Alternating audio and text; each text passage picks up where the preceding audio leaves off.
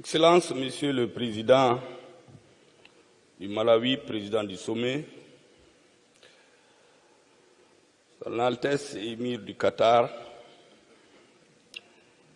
Mesdames et Messieurs les chefs d'État et les chefs de gouvernement,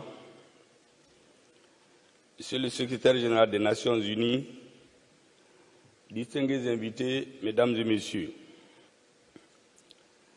permettez-moi à l'entame de mon propos de vous transmettre les salutations cordiales et fraternelles du peuple malien, avec à sa tête son Excellence le colonel Assimi Goïta, président de la transition, chef de l'État, qui m'a fait l'honneur de me désigner pour le représenter à cette 5e conférence des Nations Unies sur les pays les moins avancés.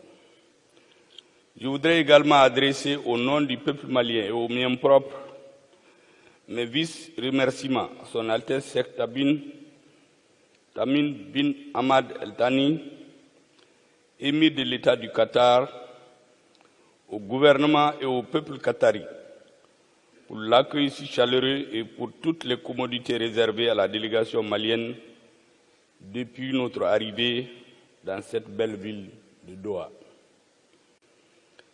La délégation du Mali vous adresse, Monsieur le Président Lazaris Makatis Tchekwara et Mesdames et Messieurs les membres du Bureau, ces chaleureuses félicitations pour votre leadership des pays les moins avancés. Le Mali se félicite de la tenue de ce sommet, particulièrement en cette période cruciale où nous entamons la décennie d'action pour l'atteinte des objectifs du développement durable. En effet, ayons le courage de reconnaître les progrès enregistrés dans la mise en œuvre du programme d'action d'Istanbul ont été timides et pour la plupart remis en cause par les impacts négatifs de la pandémie de la COVID-19, durement ressentis par les pays les moins avancés en raison de leur vulnérabilité macroéconomique aux chocs endogènes et exogènes. Nous devons avoir une vision à long terme pour les 10 prochaines années, être plus ambitieux dans notre volonté de jeter des bases du nouveau cadre de coopération pour le développement des pays les moins avancés. Comme le disait un fils émérite d'Afrique, le président Nelson Mandela, je cite, « Toute action qui ne découle pas d'une vision est du temps perdu. Toute vision suivie d'action peut changer le monde. » Fin de citation. C'est de cela dont les PMA ont besoin pour assurer leur développement et pour sortir de la pauvreté. La coopération sud-sud est essentielle à cet égard. Honorables invités, Mesdames et Messieurs, le Mali reste fermement engagé dans la mise en œuvre des programmes en faveur des pays les moins avancés.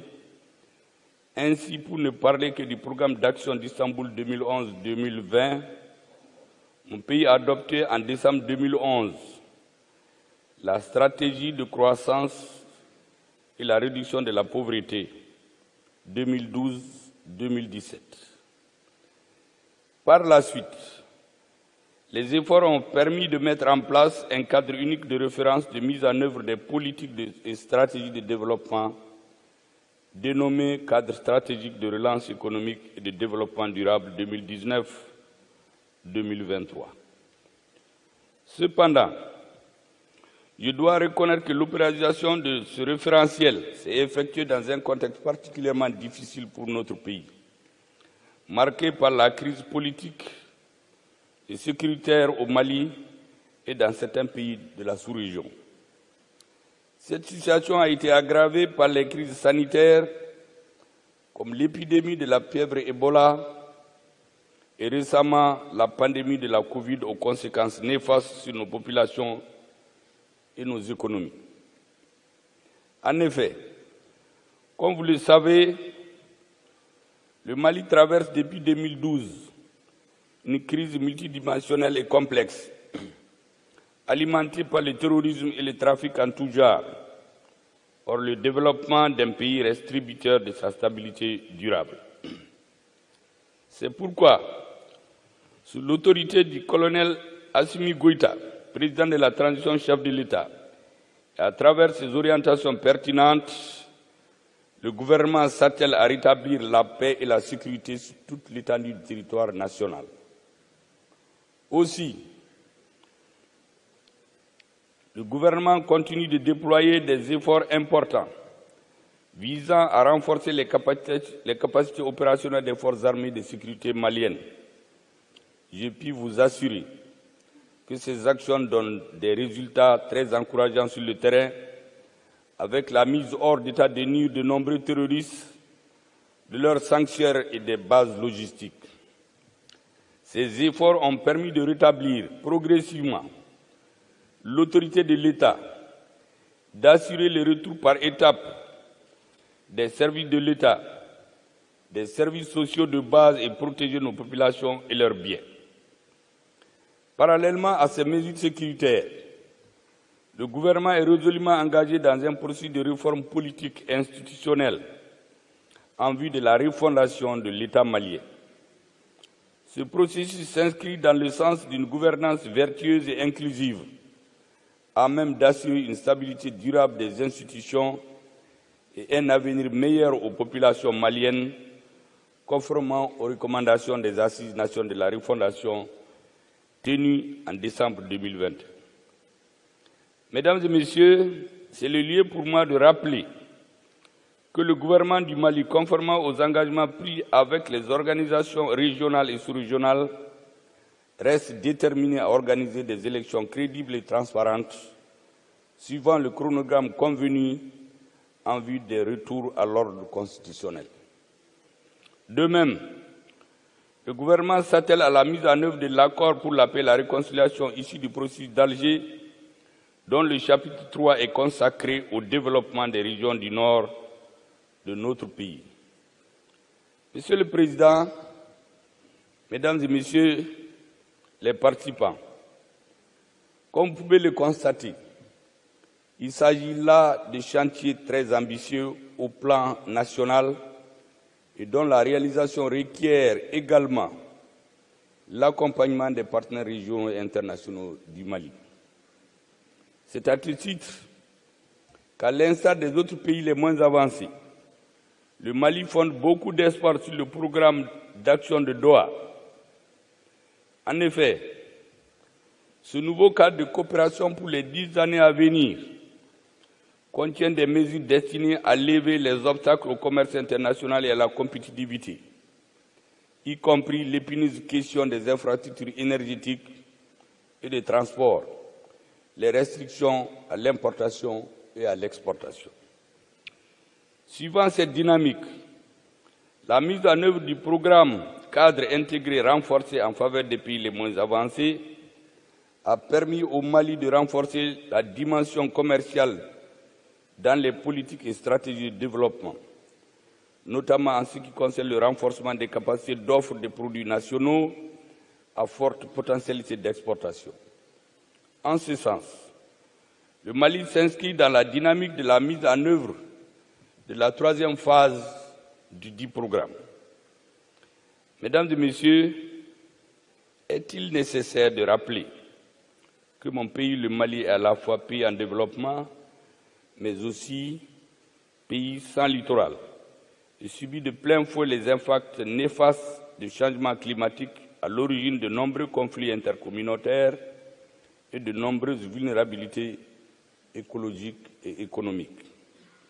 Par ailleurs, tous les pays dans ces catégories, comme tous les pays dans cette catégorie, le Mali est préoccupé par l'inflation, le faible niveau des investissements directs étrangers, le coût élevé de l'énergie, la volatilité des marchés financiers et la perturbation des chaînes d'approvisionnement et de transport. Néanmoins, la bonne tenue des finances publiques a permis un accroissement significatif des recettes budgétaires, une maîtrise des dépenses publiques et une amélioration de leur qualité. Il importe donc de promouvoir une chaîne de solidarité et de justice internationale pour lever les obstacles au développement des pays les moins avancés. Le programme d'action de Doha est une réponse cohérente à cette demande forte. Il nous revient à présent de travailler ensemble à son application diligente et efficace pour les 10 prochaines années en vue de l'amélioration des conditions de vie de nos populations, notamment les plus vulnérables. Mesdames et Messieurs, la tenue de cette conférence indique clairement, après la bonne tenue de la Coupe du Monde par le Qatar, que les autorités qataries sont déterminées à jouer tout leur rôle dans le concert national.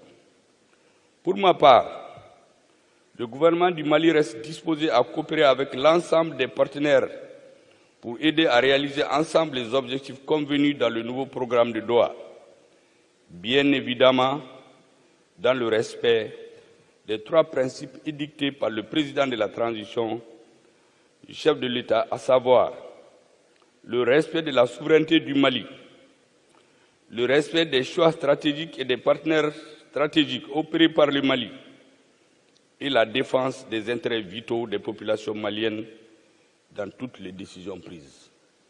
Je vous remercie, Mesdames et Messieurs, pour votre aimable attention.